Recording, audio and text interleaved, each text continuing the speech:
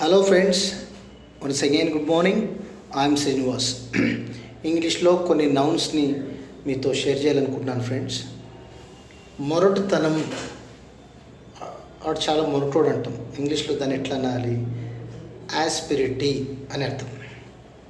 ఆకాంక్ష, English నేర్చుకోవాలని ఆకాంక్ష ఉంది అంటాం. ఆకాంక్షను ఇంగ్లీష్లో ఎట్లా అంటారు? యాస్పిరేషన్ అని అర్థం.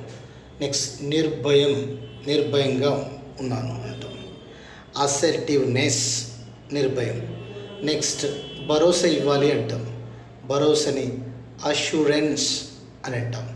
నెక్స్ట్ నాస్తికుడు అంటే దేవుని నమ్మేవారిని ఏమంటాం? ఎథిస్ట్ అని అంటాం. I would like